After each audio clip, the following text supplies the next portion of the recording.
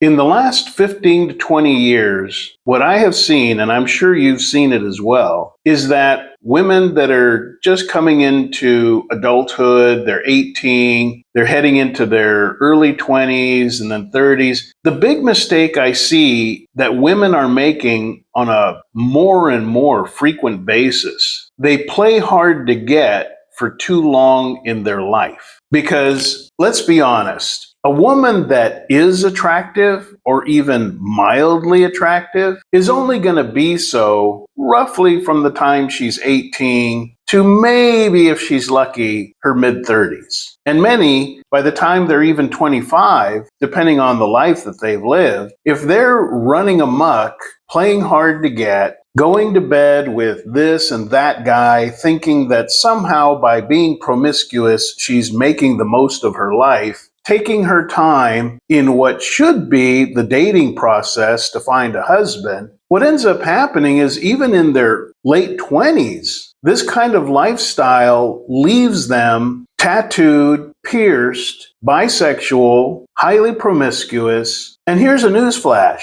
Men don't find that attractive. Yeah, you got some guys that they're really into women with tattoos or that have purple hair, but that's not the majority of guys, especially guys that are looking for a wife, somebody they can count on, a good companion, someone they find attractive. And so the big mistake I see women making in the last 15, 20 years, faster and faster, is playing hard to get and exhausting that prime window that they have in their lifetime to pull in a quality man. Those years from, say, 18 to 30 years old, that's when they're pretty much going to be looking their best. That is when their bloom is at its best. Now, some women after 30, yeah, they're still looking good and they work out and they take care of themselves, but those are pretty much the outliers.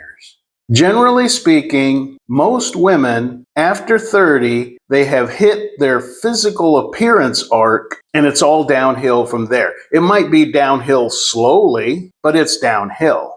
And so now they're not going to be attracting the top shelf guys, the quality men that they used to attract and turn away when they were in their 20s. Now, those guys who are high earners, men that know where their life is going, they have a purpose, these guys are going to look at these 30-plus-year-old blown out women and say, I can do better than that. Thanks, but no thanks. And this is the biggest mistake I believe has become epidemic among women. And it has this cascading domino effect to where so many women are like this in Western cultures especially, that men are saying, thanks, but no thanks. Oh, there's this place called the Philippines. They've got some traditional women still left there. Sign me up for that. Where do I buy a ticket? And off they go. And the men that cannot make that commitment to relocate to the Philippines or even spend much time there,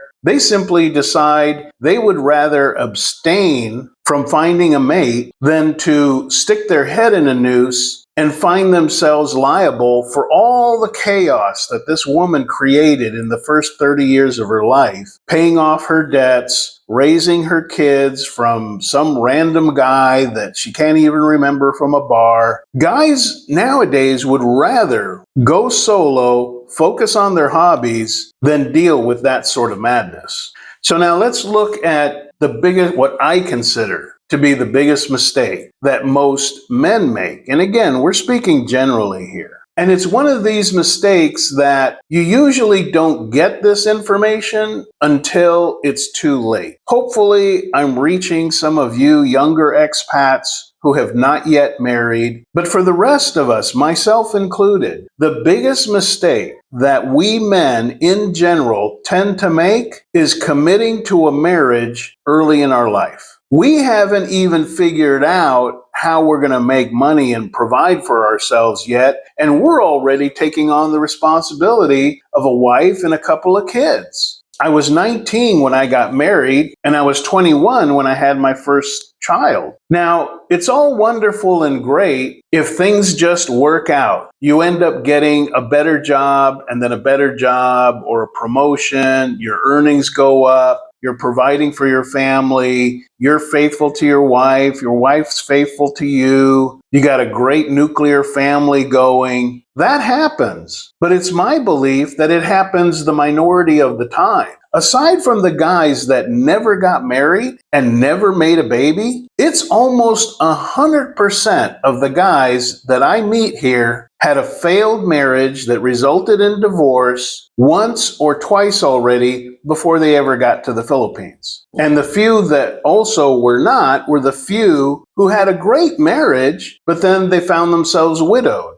The great woman that they spent 20, 30 years with passed away before they did. But the overwhelming majority are guys who got married early in their life, most of them before they ever even turned 25, and they became this workhorse who sacrificed his energy, his time, his youth to providing for a family, only to find 10, 15 years later, this woman, after talking with her BFFs over martinis on a Friday night, decided, I could do better. I deserve more. And all her friends are telling her, yeah, you could take half his stuff in divorce. You'll get alimony. You'll get child support. You'll get the house. You'll get his retirement plan. So it's all upside for these women to file for a divorce. And by the way, statistically, most divorces are filed by the woman. Why? Because it's to their advantage. So you got this guy who idealistically didn't know any better and made the mistake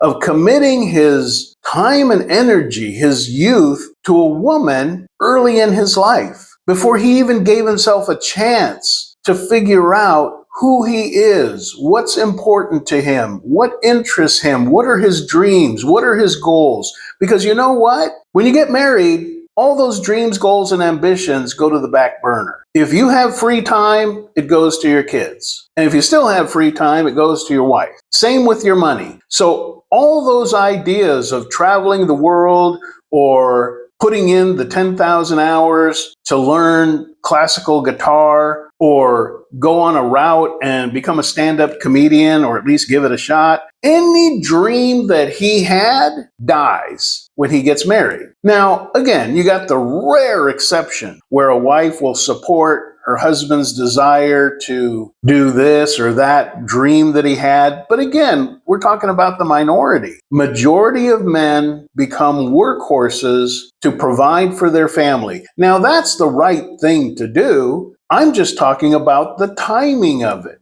Most men sign up for that early in life. And as a result, they don't really make as much money as maybe they would have if they had pursued their dreams or finished college, gotten an occupational skill under their belt first, and waited till they were 30 or 35 before even thinking about getting married. See, that would be the best thing they could do. Become the best version of themselves from the time they're 18 till they're 30, and then, realizing their worth, look across the landscape and only commit to the best quality woman he can get. Because let's face it, when we're young men and we're thinking about marriage, 98% of that is attached to the idea of having convenient sex. It's lust. It's just the desire to have her in the home, available all the time. That's not a smart way to pick a wife. Much better to get some life experience, chase your dreams and goals, invest money, at least until you're 30, and then, with a clearer state of mind, with a knowledge of your value, only open the door for a quality woman to be a part of your life, and realize that this woman really better be outstanding because she's also going to share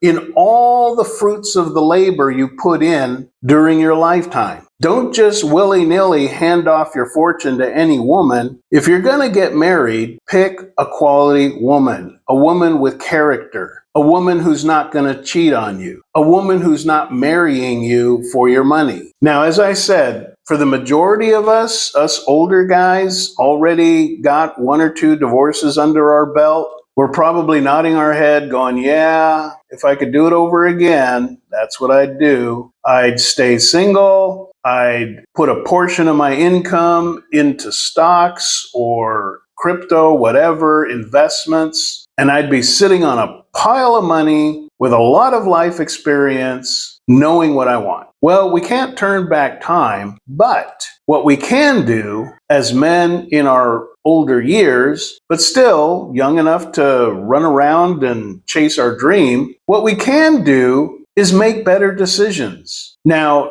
most men, not all, but most men in their 50s have done something to secure their future, their retirement. They have either investments or they have real estate they own that they can put out as a rental. They have maybe a small business they started. Maybe they have a pension. And what most of us can do at this stage in our life, again, I'm speaking to older men, is make better decisions. Don't come to the Philippines and marry the first Filipina that's nice to you for 3 months. I've seen too many guys do this. They're still shell-shocked and traumatized from everything they went through being abused in their own home country. They come here and a woman treats them nice, and then they just rush in and get married again. They commit to marriage. They only know this woman 3-4 months. Now, does that work out?